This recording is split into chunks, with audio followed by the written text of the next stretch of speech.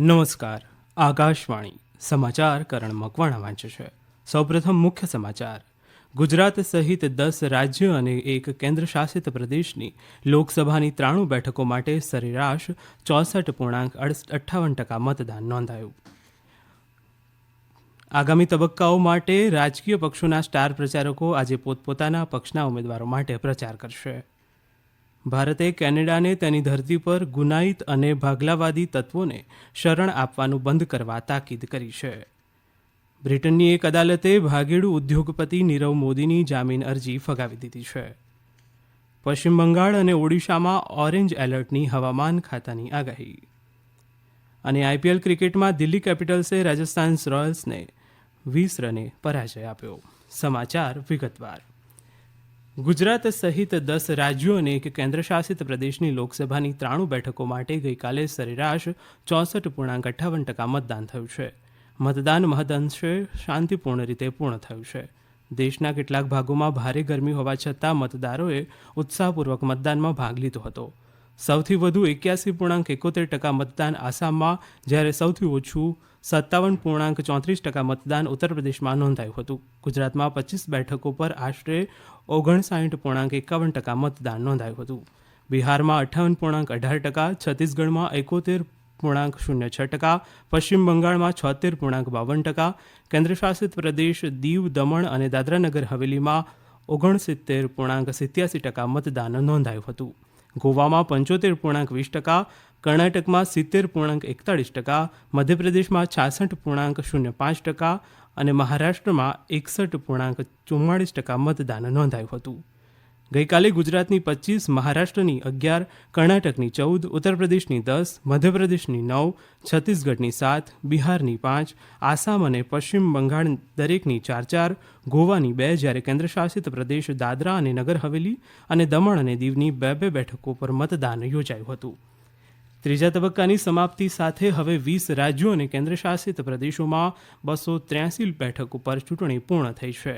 ત્રીજા તબક્કામાં ભાજપના વરિષ્ઠ નેતાઓ અમિત શાહ, મનસુખ માંડવિયા, જ્યોતિરાદિત્ય સિંધિયા, પ્રહલાદ જોશી અને શિવરાજસિંહ ચૌહાણ ઉપરાંત કોંગ્રેસના નેતા દિગ્વિજયસિંહ, સમાજવાદી પાર્ટીના નેતા ડિમ્પલ યાદવ, એનસીપી શરદ પવાર જૂથના નેતા સુપ્રિયા સુળેનું ભાવિ ઈવીએમમાં સીલ થયું હતું. આ તબક્કાની ચૂંટણી પ્રક્રિયા નિહાળવા માટે 23 દેશોના 75 આંતરરાષ્ટ્રીય પ્રતિનિધિઓએ 6 રાજ્યોમાં અનેક મતદાન મથકોની મુલાકાત લીધી હતી. દરમિયાન આગામી તબક્કાઓની ચૂંટણીના પ્રચારના ભાગરૂપે વિવિધ રાજકીય પક્ષોના સ્ટાર પ્રચારકો પોતપોતાના પક્ષના ઉમેદવારો માટે પ્રચાર કરશે. ભાજપના વરિષ્ઠ નેતા અને પ્રધાનમંત્રી નરેન્દ્ર મોદી આજે તેલંગાણામાં કરીમનગર, વારંગલ અને આંધ્રપ્રદેશમાં રાજમપેટ અને વિજયવાડા ખાતે જાહેર સભાઓને સંબોધશે. જ્યારે કેન્દ્રીય મંત્રી અમિત શાહ ઉત્તર પ્રદેશમાં લખીમપુર ખીરી, હરદોઈ અને કન્નૌજ જિલ્લામાં અને મહારાષ્ટ્રમાં જાલના ખાતે એક જાહેર સભાને સંબોધશે. સમાજવાદી પાર્ટીના પ્રમુખ અખિલેશ યાદવ શાહજહાંપુર અને ફરુખાબાદ જિલ્લામાં જાહેર સભાને સંબોધન કરશે. કોંગ્રેસ નેતા અને ઉત્તર પ્રદેશના પ્રભારી અવિનાશ પાંડે જાલૌન જિલ્લામાં પક્ષના કાર્યકર્તાઓ સાથે બેઠક કરશે. ભારતે કેનેડાને તેની ધરતી પર ગુનાઈત અને ભાગલાવાદી તત્વોને શરણ આપવાનું બંધ કરવા તાકીદ કરી છે. કેનેડાના માલ્ટન ખાતે યોજાયેલી નગર કીર્તન પરેડમાં ઝાંખીમાં ભારતીય રાજનેતાઓ અંગે હિંસક ચિત્રણ અંગે પૂછવામાં આવેલા એક પ્રશ્નના જવાબમાં વિદેશ મંત્રાલયના પ્રવક્તા રણધીર જયસ્વાલે જણાવ્યું કે કેનેડામાં ઉદ્દામવાદી પરિબળો દ્વારા ભારતના રાજકીય નેતાઓના હિંસક ચિત્રણ સામે ભારતે વારંવાર વિરોધ વ્યક્ત કર્યો છે. તેમણે જણાવ્યું કે ગયા વર્ષે પણ સરઘસમાં ભારતના ભૂતપૂર્વ પ્રધાનમંત્રીની હત્યાનું ચિત્રણ રજૂ કરવામાં આવ્યું હતું. પ્રવક્તાએ ભારપૂર્વક જણાવ્યું કે હિંસાની ઉજવણી ક્યારેય કોઈ સભ્ય સમાજનો હિસ્સો ન હોઈ શકે. બ્રિટનની એક અદાલતે ભાગેડુ ઉદ્યોગપતિ નીરવ મોદીની જામીન અરજી ફગાવી દીધી છે. અદાલતે પોતાના આદેશમાં નોંધ્યું કે નીરવ મોદી ન્યાયિક પ્રક્રિયાથી ભાગવાની કોશિશ કરી રહ્યો છે. 5 વર્ષથી લંડનની જેલમાં બંધ નીરવ મોદીએ ગઈકાલે જામીન અરજી માટે અરજી કરી હતી. ડિસેમ્બર 2019માં ભાગેડુ આર્થિક અપરાધી જાહેર કરાયેલા નીરવ મોદી અને મેહુલ ચોકસી પર પંજાબ નેશનલ બેંક સાથે 14,000 કરોડ રૂપિયાનું કૌભાંડ કરવાનો આરોપ છે અને તે ભારતમાં વોન્ટેડ છે. મુંબઈ એરપોર્ટ પરથી મોટા પ્રમાણમાં સોનું જપ્ત કરવામાં કસ્ટમ વિભાગને સફળતા મળી છે.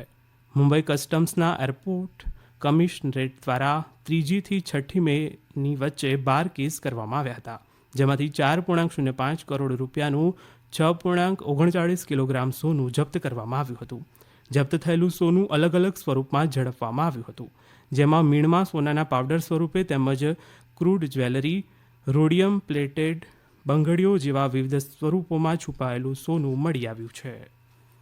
આ સમાચાર આપ આકાશવાણી પરથી સાંભળી રહ્યા છો. મધ્યપ્રદેશ વડી અદાલતે ઇન્દોર ખંડપીઠના આદેશની ધારની ઐતિહાસિક ભોજશાળામાં ભારતીય પુરાતત્વ સર્વેક્ષણ વિભાગનો સર્વે મંગળવારે 47મા દિવસે પણ ચાલુ રહ્યો હતો. એએસઆઈના 20 અધિકારીઓની ટીમ 53 શ્રમિકો સાથે મંગળવારે સવારે 8 વાગે ભોજશાળા પરિસરમાં પહોંચી હતી અને સાંજે 5 વાગે બહાર આવી હતી. અહીં ટીમે આધુનિક ઉપકરણો દ્વારા વૈજ્ઞાનિક પદ્ધતિથી લગભગ 9 કલાક કામ કર્યું હતું. સર્વોચ્ચ અદાલતે પશ્ચિમ બંગાળમાં એસએસસી શિક્ષકની ભરતી કૌભાંડ કેસમાં કોલકાતા વડી અદાલતના આદેશ પર વચગાળાની રોક લગાવી દીધી છે. અદાલતે આદેશ આપ્યો છે કે અસરગ્રસ્ત વ્યક્તિઓ તેમની નોકરી ચાલુ રાખી શકે છે, પરંતુ જો તેઓ તેમની નોકરી મેળવવાના બદલે નાણાં આપવામાં દોષિત ઠરે તો તેમણે 12% વ્યાજ સાથે નાણાં પરત કરવાના રહેશે. સર્વોચ્ચ અદાલતે આ કેસમાં સીબીઆઈ તપાસ ચાલુ રાખવાનો આદેશ આપ્યો છે. આ કેસમાં આગામી સુનાવણી 16મી જુલાઈએ થશે. ઉલ્લેખનીય છે કે કોલકાતા વડી અદાલતે 2016ની શિક્ષકોની ભરતી રદ કરવાનો આદેશ આપ્યો હતો.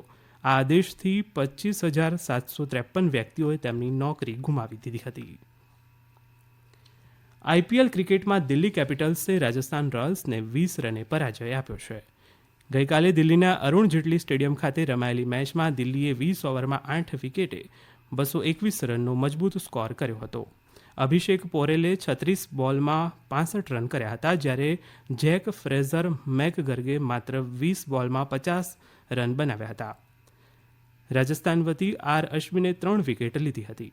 જવાબમાં રાજસ્થાને મજબૂત પ્રારંભ કરતા કેપ્ટન સંજુ સેમસને 46 બોલમાં 86 રન કર્યા હતા. જોકે દિલ્હીના બોલરોએ રાજસ્થાનને 20 ઓવરમાં 201 રનમાં ઓલ આઉટ કરી દીધી હતી. દિલ્હી વતી કુલદીપ યાદવ, મુકેશ કુમાર અને ખલીલ અહેમદે 2 વિકેટ લીધી હતી. કુલદીપને મેન ઓફ ધ મેચ જાહેર કરવામાં આવ્યો હતો. આજે સનરાઇઝ હૈદરાબાદ અને લખનૌ સુપર જાયન્ટ્સ વચ્ચે હૈદરાબાદના રાજીવ ગાંધી ઇન્ટરનેશનલ સ્ટેડિયમ ખાતે મુકાબલો થશે. કઝાકિસ્તાનના અસ્તાનામાં ચાલી રહેલી એએસબીસી એશિયન અંડર 22 ચેમ્પિયનશિપમાં ભારતના બોક્સરોનું શાનદાર પ્રદર્શન યથાવત રહ્યું છે. ભારતીય બોક્સરોએ 43 મેડલ જીતીને પોતાની સફર પૂર્ણ કરી છે. ભારતીય હવામાન વિભાગે આજે પશ્ચિમ બંગાળના ગંગા તટના ઓડિશાના કેટલાક વિસ્તારોમાં 40થી 50 કિલોમીટર પ્રતિ કલાકની ઝડપે પવન ફૂંકાવા સાથે મધ્યમ વરસાદને લઈને ઓરેન્જ એલર્ટ જાહેર કર્યું છે. આગામી 2 દિવસ સુધી રાજસ્થાન અને પશ્ચિમ મધ્યપ્રદેશના વિસ્તારોમાં પણ હીટવેવની સંભાવના વ્યક્ત કરવામાં આવી છે. હવામાન વિભાગે આગામી 10મી તારીખ સુધી દરિયાકાંઠાના આંધ્રપ્રદેશ, તેલંગાણા, તમિલનાડુ, પુડુચેરી, કરાઈકલ અને કેરળ સહિતના રાજ્યોમાં ભારે વરસાદની આગાહી કરી છે. અરુણાચલ પ્રદેશ, આસામ સહિતના રાજ્યોમાં આગામી 7 દિવસ સુધી છૂટાછવાયા હળવા વરસાદની શક્યતા છે. ગુજરાતમાં આગામી 5 દિવસ અને તમિલનાડુ, પુડુચેરી, કરાઈકલ, કેરળ, માહે અને આંતરિક કર્ણાટકમાં ગરમ અને ભેજવાળા હવામાન પ્રવર્તે તેવી સંભાવના છે. દરમિયાન દિલ્હીમાં આજે મહત્તમ તાપમાન 41 ડિગ્રી સેલ્સિયસની આસપાસ રહેવાની ધારણા છે. દરમિયાન ગઈકાલે તેલંગાણામાં અનેક સ્થળોએ વીજળીના કડાકા તથા ભારે પવન સાથે ગાજવીજ સાથે વરસાદ પડ્યો હતો.